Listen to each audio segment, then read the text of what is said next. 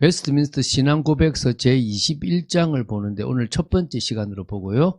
다음 주 두 번째 시간으로 보도록 하겠습니다. 예배와 안식에 관하여 라고 하는 겁니다. 우리가 하나님께 예배 드리는 것이 우리의 당연한 이유고요.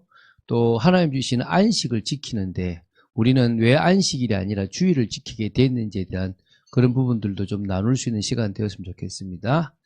자, 그래서 서론에 예배와 안식일, 어떤 의미에서 종교적 예배와 주일 안식일 이렇게 보는 것도 괜찮겠죠, 그죠? 좀 개념 이해를 해야 되는데요. 첫 번째가 예배의 원리입니다. 이 21장을 볼 때 예배의 이게 뭐 들어가 버린다. 대상은 삼위일체 하나님과 그리고 예배자는 누구죠? 인간입니다. 그리고 예배는 마음과 힘을 다하여 경외하는 거고요.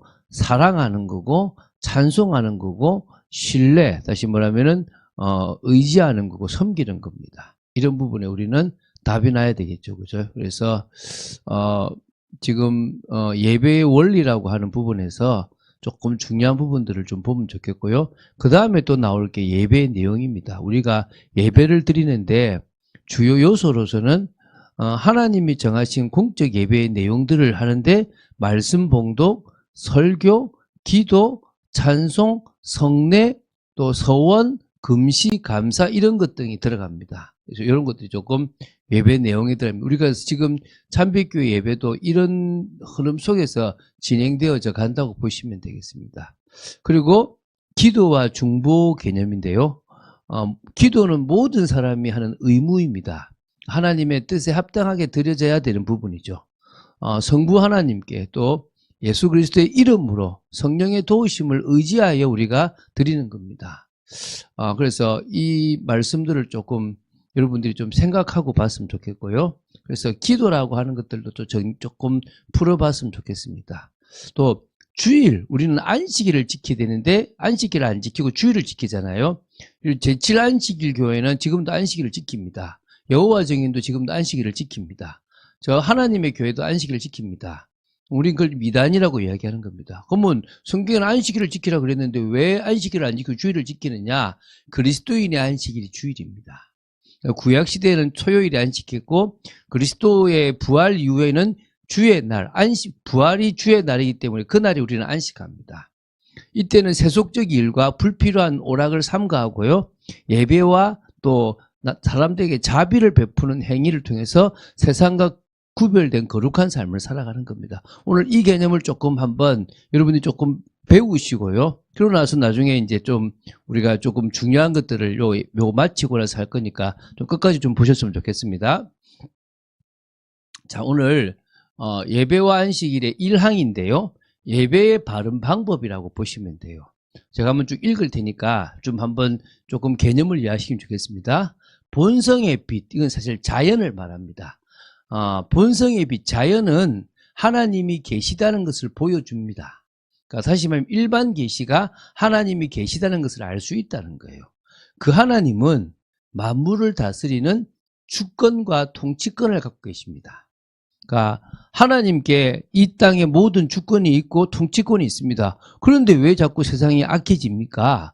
그 통치권을 누구한테 맡겼죠? 인간에게 맡겼습니다. 근데 그 인간이 누구 소속이 되어버렸습니까? 마귀 소속이 되어버렸어요. 그러면 마귀는 주권과 통치권이 없어요. 없는데도 자기 것인 양 이 세상을 막 지멋대로 해요. 근데 사실은 이 주권과 통치권은 하나님께 있고 그 만물을 다스리는 권한을 일부 인간에게 주었는데 그 인간이 사단에게 종로로 타게 되면서 이 세상이 지금 엉망이 된 거예요. 하나님은 다시 이것을 예수 그리스도를 통해서 다시 찾아와서 하나님의 완전한 주권과 하나님의 완전한 통치가 있는 것을 원하시는 겁니다. 근데 어쨌든 명심할 것은 그 하나님은 만물을 다스리는 주권과 통치권을 가지고 계십니다. 그러므로 사람은 마음과 정성과 힘을 다하여 그를 경외하고 사랑하고 의지하고 섬겨야 합니다. 그러나 하나님을 예배하는 합당한 방법은 하나님 자신이 정해주셨습니다. 그래서 공적 예배의 방식은 하나님이 정해주신 방법이라고 보시면 됩니다. 하나님은 어떤 다른 방법을 통해 사단의 유혹을 받아 예배하지 못하게 하기 위해 계시된 자신의 뜻만 따라서 예배하도록 제안하셨습니다. 그래서 여러분 지금도요 저 미국에는 사탄 교회가 있어요. 거기는 뭐 아주 이상한 방법으로 하나님이 원하지 않는 방법으로 제사를 드리고 예배를 드리는 겁니다. 누구한테요? 사탄에게. 하나님은 이걸 원치 않는 것입니다. 우리가 이런 것들을 알고 여러분이 예배를 참여해야 되는 겁니다. 사도행전 17장 24절에 보면요. 우주와 그 가운데 있는 만물을 지으신 하나님께서는 천지의 주제시니 손으로 지은 전에 계시지 아니하시고, 이번 주 메시지잖아요. 사람이 손으로 만든 성전이나 이런 것에 거하지 않고 오히려 우주 만물 위에 계신 겁니다. 만물이 하나님을 모실 수 없어요. 하나님은 만물 위에 계신 분이십니다. 시편 31편 23절에 보면 너희 모든 성도들아 여호와를 사랑하라. 여호와께서 진실한 자를 보호하시고 교만하게 행하는 자에게 엄중히 갚으시느니라. 우리가요 진실을 해야 되고요 교만함을 버려야 될 줄로 믿습니다. 이게 우리가 예배의 자세죠. 여호수아서 24장 14절에 그러므로 이제는 여호와를 경외하며 온전함과 진실함으로 그를 섬기라. 너희의 조상들이 강 저쪽과 애굽에서 섬기던 신들을 치워버리고 여호와만 섬기라. 이제 그렇게 나오죠, 그죠? 신명기 12장 32절에는요 내가 너희에게 명령하는 이 모든 말을 너희는 지켜 행하고 그것에 가감하지 말지니라. 더하지도 말고 빼지도 말라는 거예요. 골로새서 3장 23절에 무슨 일을 하든지 마음을 다하여 주께 하듯 하고 사람에게 하듯 하지 말라 그랬습니다. 자, 이 의미를 좀 보겠습니다. 이게 어떤 의미냐면 예배는 하나님께만 드리는 거고요. 그 예배를 드리는 예배자는 누구다? 사람이다. 예배의 대상은 하나님이고 예배를 드리는 예배자는 사람이라는 거예요. 그러니까 사람이 하나님께 예배를 드리는 겁니다. 명심해야 되겠죠, 그죠? 자, 하나님의 존재의 증거, 이게 일반 계시거든요. 그러니까 다시 말하면 자연, 이 세상에 있는 본성의 빛, 하나님이 비춰놓은 이 본성의 빛은요, 하나님이 계시다는 것을 누구든 볼 수 있게 하는 겁니다. 그래서 사람의 기본 의무는요, 하나님을 경외하고 사랑하고 의지하고 섬김으로 반응하는 게 진정으로 인간이 해야 될 기본 의무라는 거예요. 그러니까 사람이 가장 잘해야 될 게 뭐다? 예배라는 거예요. 여러분 오늘 딱 머릿속에 새기세요. 아, 예배는 나를 위한 게 아니라 하나님을 위한 거구나. 우리가 쉽게 생각하면요, 칠순잔치를 우리 아버지를 모신다. 그럼 주인공이 누굽니까? 칠순잔치를 벌이신 아버지잖아요. 그 아버지를 기쁘게 하고 아버지를 위해서 나이가 많은 사람들도 뭡니까? 다 재롱을 떨고 축하를 하잖아요. 그 한 사람을 기쁘게 하는 게 칠순잔치, 팔순잔치란 말입니다. 그러면 우리는 하나님을 기쁘시게 하는 게 매번 예배라는 거예요. 나를 위한 예배가 아니고 하나님을 위한 예배라는 거예요. 정말 마음과 정성과 힘을 다해서 그분을 경외하고 사랑하고 의지하고 섬기는 것으로 반응해야 되는 거예요. 이런 원리를 조금 아시면 좋습니다. 세 번째는요, 그럼 예배의 규범. 예배는 어떻게 하는데 하나님이 정하신 방법이에요. 처음에요, 하나님이 레위 지파 중에 아론의 자손들에게 제사장이 돼서 이제 제사를 지내게 했는데, 그때 틀린 불을, 다른 불을 가져와서 아론의 두 아들이 죽잖아요. 그게 무슨 말입니까? 하나님이 원하지 않는 방법은 하면 안 된다는 거예요. 예배는요, 감정, 전통, 문화, 창의력보다 더 중요한 계시된 하나님의 뜻이 기준이에요. 그래서 이 방법을 이제 뒤에 나올 거란 말입니다. 그 방법대로 예배 드리는 거지 내가 원하는 방식대로 예배 드리면 안 돼요. 피제사를 왜 하나님께 인간이 드렸느냐? 하나님이 그 방법을 제정하신 거예요. 그래서 이스라엘과 처음에 초창기에 이 인간들이 하나님 앞에 피제사를 드렸던 거예요. 그런데 예배가 제한되는 이유가 있습니다. 왜냐? 사탄의 미혹을 받고 잘못된 형상을 숭배하고 인간적으로 그 안에서 이 하나님 백성을 지키기 위해서 이런 여러 가지 사탄의 미혹, 이 숭배, 인간적인 어떤 고한 어떤 생각에서 하나님의 백성을 보호하기 위해서 예배를 딱 제한하셨어요. 이런 예배는 드리지 마라. 그래서 우리는요, 지금 정통 기독교에서 드리는 예배를 드리는 겁니다. 열린 예배라고 해서 막 함부로 하는 경우들이 있는데 조심해야 돼요. 예배의 주체는 하나님이시다. 내가 하나님께 드리는 겁니다. 그 예배를 받으시는 대상은 하나님이기 때문에 그분에게 우리를 드리는 거지 우리를 위한 예배가 아니다. 단지 그분께 드림으로 말미암아 은혜를 받게 된다는 사실을 기억해야 될 것입니다. 이게 2항입니다. 예배의 대상과 중보자죠. 비슷한 얘기인데 좀 더 깊이 들어갑니다. 읽어볼게요. 기독교의 예배는 우리가 지금 드리는 예배죠. 성부, 성자, 성령이신 하나님께 드려야 한다. 삼위일체 하나님께 드리는 거죠. 오직 그에게만 드려야 하며 천사들에게나 성도들에게나 그 밖에 어떤 피조물에게도 예배를 드려서는 안 된다. 그래서 어떤 의미에서는요, 우리가 뭐 임종 예배나 또 어떤 의미에서는 우리가 뭐 추도 예배 이런 거 잘못 드리면 큰일 나요. 왜냐하면 천사들이나 성도들에게는 예배를 드리는 게 아니에요. 그러면 왜 추도 예배를 드리고 하느냐? 그분이 돌아가신 날에 우리가 가족들이 다 하나님을 바라보고 그분의 신앙이 좋았다. 우리 역시 하나님 앞에 신앙을 좋게 가지자. 하나님 정말 그분에게 역사하셨던 것을 우리가 역사해달라. 이런 중심으로 드리는 거지 제사처럼 그 죽은 조상을 섬기는 제사처럼 그렇게 추도 예배를 드려버리면 하나님이 싫어하시는 거예요. 그래서 어떤 피조물에게도 예배를 드려서는 안 됩니다. 그런데 하나님께 예배를 아담과 하와는 바로 드릴 수 있었어요. 그런데 아담이 범죄한 이후부터는 아담 이후의 모든 사람들은 바로 하나님께 예배를 드릴 수가 없어요. 그래서 사람이 타락한 후에는 중보자 없이 또는 어떤 다른 중보자를 통해서가 아니라 오직 그리스도를 통해서만, 이분이 중보자거든요, 드려야 한다. 그러니까 중보자이신 예수 그리스도를 통해서 드리지 않으면 안 된다는 겁니다. 좀 성경 말씀을 한번 볼게요. 이에 예수께서 말씀하시되 사단아 물러가라. 기록되었을 때 주 너희 하나님께 경배하고 다만 그를 섬기라 하였느니라. 그러니까 하나님께만 경배하는 거예요. 요한복음 5장 23절에 이는 모든 사람으로 아버지를 공경하는 것 같이 아들을 공경하게 하려 하심이라. 아버지와 아들을 다 공경하죠. 아들을 공경하지 아니하는 자는 그를 보내신 아버지도 공경하지 아니하느니라. 그러니까 하나님도 공경하고 아들도 공경하는 겁니다. 성부 하나님도 예배드리고 성자 하나님께도 예배드리는 겁니다.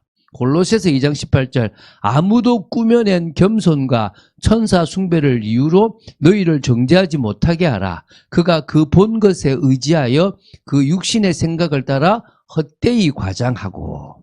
그러니까 이게 천사 숭배나 이런 잘못된 것들이 그 시대에 있었다는 겁니다. 이러면 안 되는 겁니다. 우리는 하나님께만 예배를 드리는 겁니다. 또 좀 더 보면요. 로마서 1장 25절에는 이는 그들이 하나님의 진리를 거짓 것으로 바꾸어 피조물을 조물주보다 더 경배하고 섬깁니다. 큰일 나죠. 하나님의 자리에는 하나님만 둬야 돼요. 거기에 돈이나 우상이나 다른 것들을 주면 안 됩니다. 그래서 주는 곧 영원히 찬송할 이시로다. 아멘. 요한복음 14장 6절에요. 예수께서 이르시되 내가 곧 길이요 진리요 생명이니 나로 말미암 자에게는 아버지께로 올 자가 없다. 오직 예수만이 중보자가 되십니다. 에베소서 2장 18절에 이는 그로 말미암아 우리 둘이 한 성령 안에서 아버지께 나아감을 얻게 하려 하심이라. 우리가요 성령 안에서 예수 그리스도를 통해서 하나님께 나아갈 수가 있습니다. 그래서 한번 정리를 해보면요. 하나님께 예배를 드리는 거고 그리스도를 통해서 예배를 드리는 예배가 참된 예배다. 하나님 아는 다른 대상이 있으면 틀립니다. 저는 추도 예배 갑니다. 저는 심지어 개업 예배도 갑니다. 개업 예배의 목적, 추도 예배의 목적, 모든 예배의 목적은요 하나님입니다. 그 시간에 그 날을 기억하면서 그 죽은 사람도 기억하면서 우리는 누구를 바라봅니까? 하나님만을 바라보는 겁니다. 그럼 돼요. 그래서 여러분 추도 예배가 사람에게 드려지면 그게 심각한 겁니다. 그래서 또 예수 그리스도를 통해서 드려야 됩니다. 과거 구약 시대에는 제사장이 필요합니다.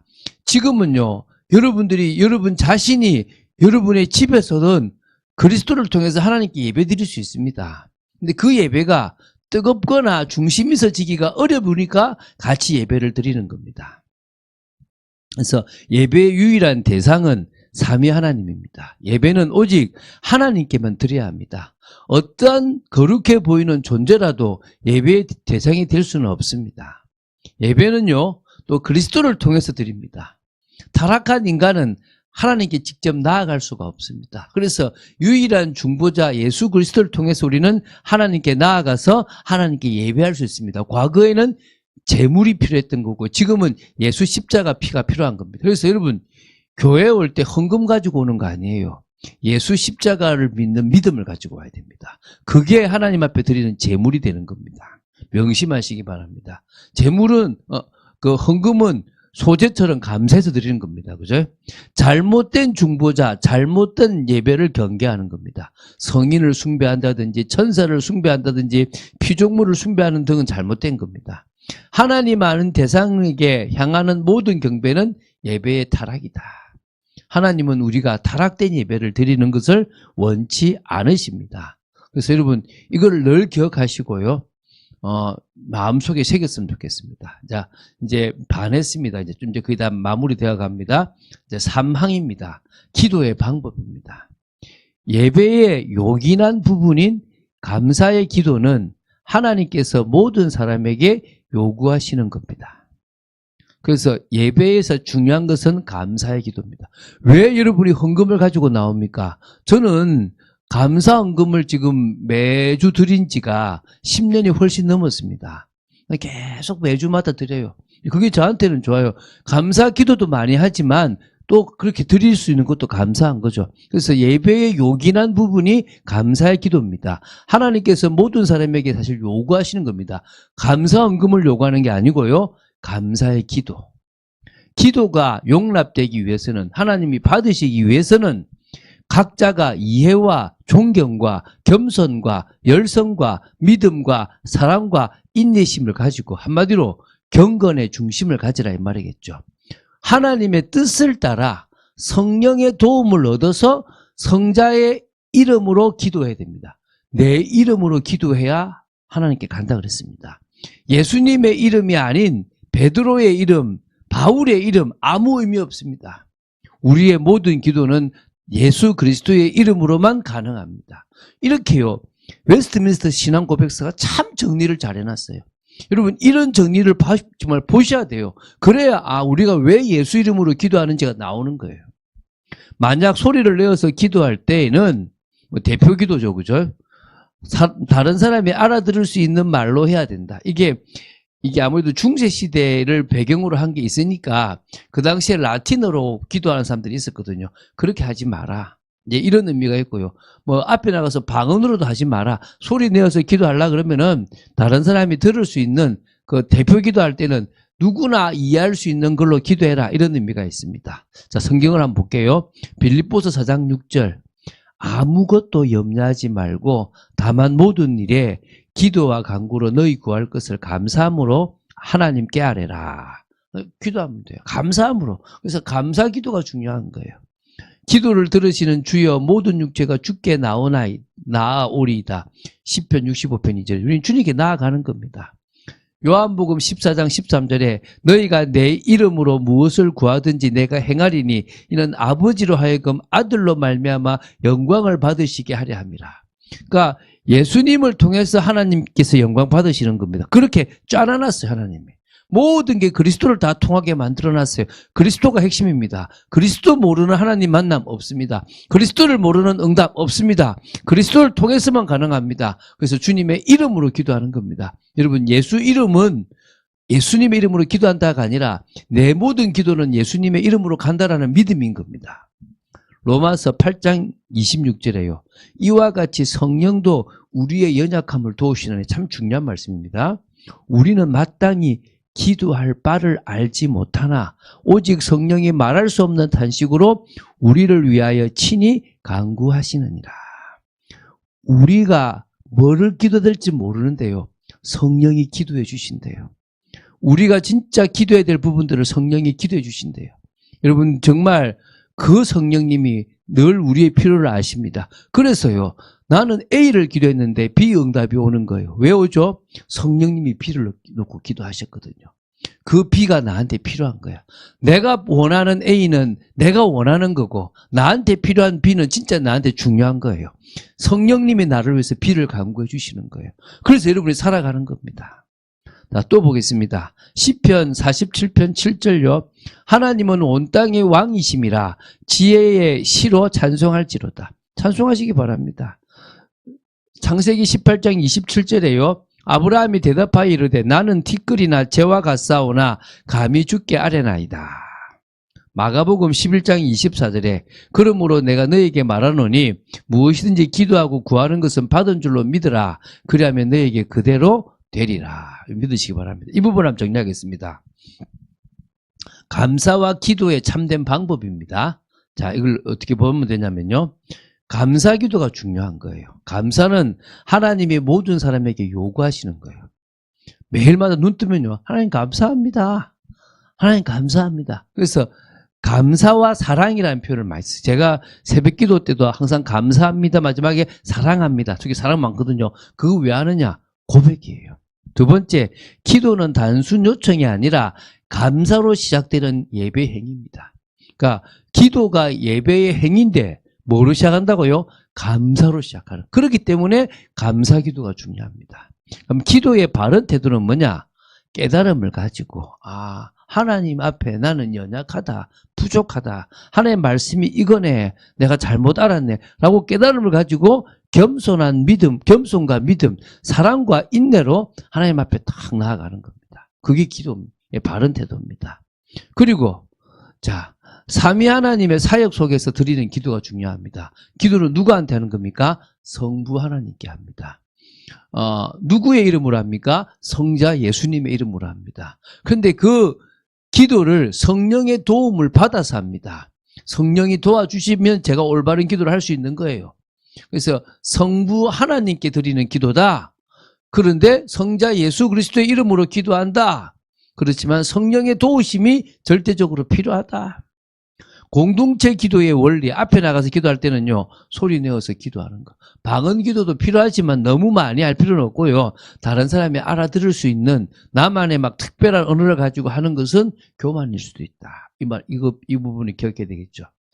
자, 이제 또 하나 이제 마지막입니다. 자, 이제 끝나고 또 중요한 것도 있습니다. 기도의 제목들입니다. 자, 한번 보겠습니다. 4항입니다. 기도는 이치에 합당한 모든 사물과 현재 살아있는 사람이나 앞으로 태어날 모든 사람을 위해서 할 것이고 죽은 사람을 위해서 할 것은 아니다. 그러니까 살아있는 모든 사람 또 태어날 사람 후대를 위해서 할 수 있지만 죽은 사람을 위해서 기도하지 않습니다. 그래서 여러분 여러분이 누군가가 아는 사람 죽었어요. 그러니까 소천하셨던 분 돌아가시면은 삼가 고인의 명복을 빕니다 하지 마세요. 그 사람에게 복을 빈다. 죽은 사람한테 복을 빌지 않습니다. 그래서 어떻게 하면 되냐면 삼가 유가족에게 조의를 표합니다. 이러시면 돼요.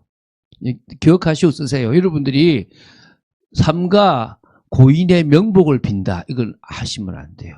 우리가 장례식장에 가서도 예배를 드릴 때도 고인이 좋은 대로 가라고 복 빌지는 않습니다. 남아있는 사람들을 위해서 예배를 드리는 거, 기도를 하는 겁니다. 죽은 사람은 이미 끝났어요.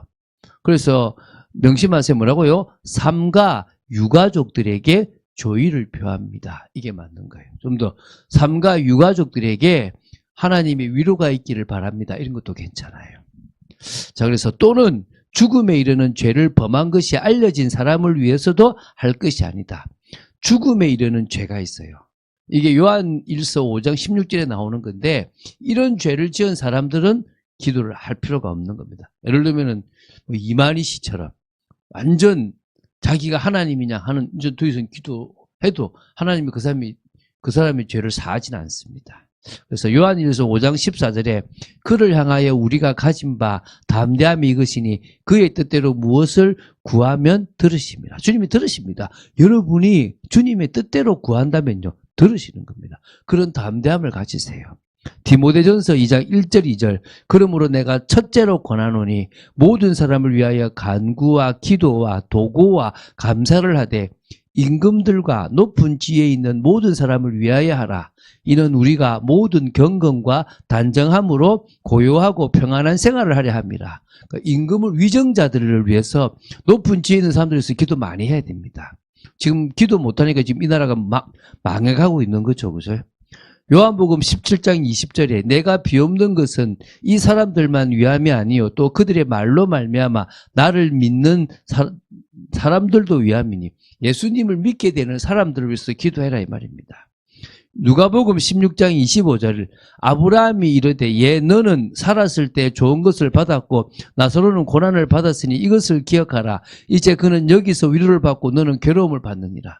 죽은 사람은 답이 없어요. 이제 끝났어요. 계시록 14장 3절에 그들이 보좌 앞에 내 생물과 장로들 앞에서 새 노래를 부르니 땅에서 속량함을 받은 14만 4천 밖에는 능히 이 노래를 배울 자가 없더라. 딱 14만 4천이 아닙니다. 12 곱하기 12 곱하기 1000이라고 그랬죠. 12는 구약의 12지파, 구약과 신약의 12제자, 구약과 신약의 1000 많은 사람들이 주께로 돌아온다. 이렇게 보시면 돼요. 그게 상징적인 수라고 보시면 돼요. 자, 그래서 오늘 여기서 좀 볼 게 뭐냐? 기도에 대한 성경적 원리를 한번 좀 정리할게요. 기도의 범위입니다. 누구를 위해서 기도하느냐? 우리는요, 모든 합당한 것, 이치에 맞는 것을 위해서 기도합니다. 다시 말하면 하나님의 뜻과 섭리에 맞는 기도를 하는 겁니다. 의롭고 선한 일, 하나님의 영광을 위한 일, 개인과 공동체의 필요를 채우고 나라와 사회를 위한 일에 기도하는 겁니다. 기도해야 돼요. 우리는요, 이 나라가 잘 되도록 기도해야 됩니다. 무조건 막 이 나라가 막 예수 믿어야 된다 이 말이 아니라 그냥 이 나라가 창조 원리대로 갈 수 있도록 기도해야 되는 겁니다. 현재 살아있는 모든 사람을 위해서 기도하는 겁니다. 가족, 교회 성도, 직장 동료 등 모든 사람입니다. 특별히 위정자, 사회 지도자들을 위해서 기도해야 됩니다. 이 정말 중요하거든요. 그러니까 지금 우리가 정치하고 위에 관료들을 위해서 기도 안 하면요 큰일 납니다. 지금요 너무 비리가 심각하고 있거든요.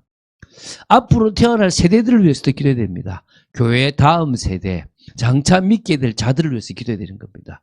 여러분을 통해서 예수 믿게 될 사람들 기도하면 되는 겁니다. 자, 기도의 제한입니다. 누구를 위해서 기도하지 않는가? 누구 기도하면 안 되느냐? 첫 번째 뭡니까? 죽은 사람을 위해서 기도하지 않습니다. 죽은 이후에는 구원이 바뀌지 않습니다. 죽은 자의 최종 상태는 하나님의 심판밖에 없습니다. 그래서 가톨릭의 연옥 사상이라고 있어요. 그래서 우리가 죽은 조상을 위해서 헌금 많이 하면 올라갈 수 있다. 기도 많이 하면 올라갈 수 있다. 이게 잘못된 사상이거든요. 끝났습니다. 죽음에 이르는 죄를 범한 자가 있습니다. 이게 뭡니까?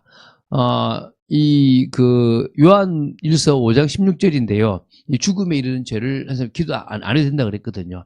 신앙을 공개적으로 저버리고 끝까지 돌이키지 않는 완악한 배도의 상태. 다시 말하면 죄인 위해서는 기도하지 말라는 의미가 아닙니다. 저 교도소에 가 있는 죄인을 위해서 기도해야 됩니다. 그런 죄인을 위해서 기도하지 말라는 게 아니고 진짜 심각하게 내가 그리스도다. 나 믿으면 된다.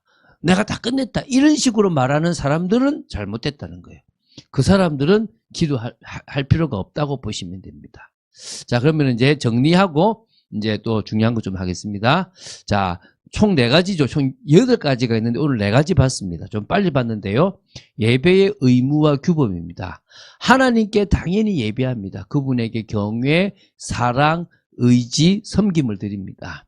하나님이 정하신 방식대로 예배드리면 됩니다. 우리가 보통 감사도 하고 찬송도 하고 여러 막 있잖아요. 그죠? 그런 지금 우리 교회가 하는 부분들이 가장 좋은 예배라고 보시면 됩니다.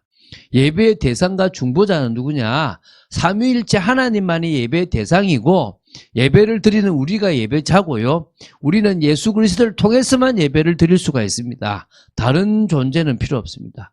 이제는 제사장도 필요 없습니다. 예수 그리스도를 통해서만 하나님께 예배 드릴 수 있고 내가 만인 제사장이 되었습니다. 그렇게 생각하시면 됩니다. 각자가요. 세 번째, 예배의 요소로서의 기도입니다. 기도와 감사가 예배의 본질적 요소입니다. 기도로 시작해서 기도로 마칩니다. 찬송으로 시작해서 찬송으로 마칩니다. 그게 기도거든요. 반드시 예수 그리스도의 이름으로 기도해야 된다. 하나님께 성령이 도와주신다. 명심하시기 바랍니다. 네 번째, 올바른 기도 제목들 모든 합당한 것을 위해서 기도할 수 있습니다. 그러면은요 다 할 수 있는데 중보 기도하면 안 되는 사람들이 있어요. 죽은 사람.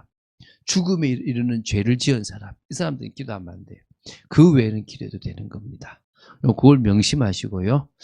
하나님의 은혜 속에 있게 되기를 예수님 축원드립니다. 주는 그리스도시요 살아계신 하나님의 아들이심을 고백합니다. 말씀 따라가는 축복 속에 또 저희들을 지켜주시고 인도하여 주시옵소서. 감사드립니다. 저희들이 예배와 안식의 개념을 보는데 아직 안식의 개념은 나오지 않았지만 우리가 주일을 안식의 개념으로 지키는 이 부분도 제대로 알고 영광 돌리는 저희들 되도록 지켜 주시옵소서. 주 예수 그리스도 이름으로 기도드립니다. 아멘.